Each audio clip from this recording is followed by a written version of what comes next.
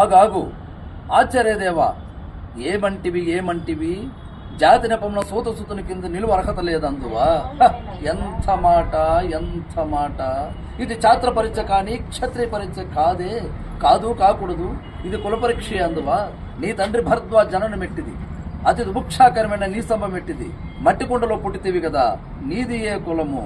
ఇంత ఏలా అస్మత్ పితామకుడు కురుకుల బుద్ధుడైన ఈ శాంతనవుడు శివ సముద్రుల భార్య గంగా గర్భమున జన్మించలేదా? ఏనదే కులము? నాతో చెప్పించవేమయ్యా. మా వంశమునకు మూల పురుషుడైన వశిష్ఠుడు దేవవేశకు ఊర్వశి పుత్రుడు కాడా?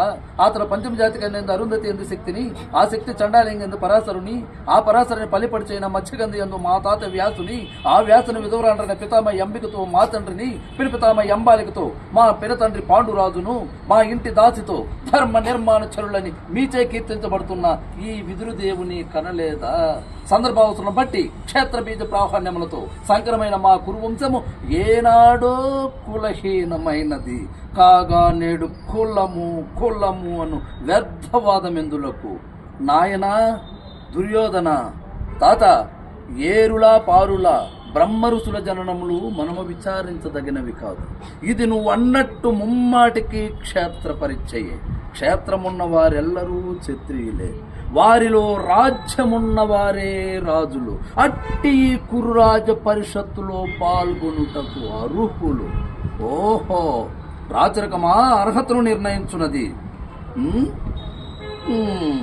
అయిన మా సామ్రాజ్యంలో సస్యశ్యామలమై సంపద విరామమై వెలుగొందు అంగరాజ్యమునికి ఇప్పుడే ఇతని మూర్ధావిప్తుని గావించుతున్నాను. సోదరా దుశ్శాసన, అనర్క నవరత శక్తి కిరీటమును వేగముగా తెప్పింపుము.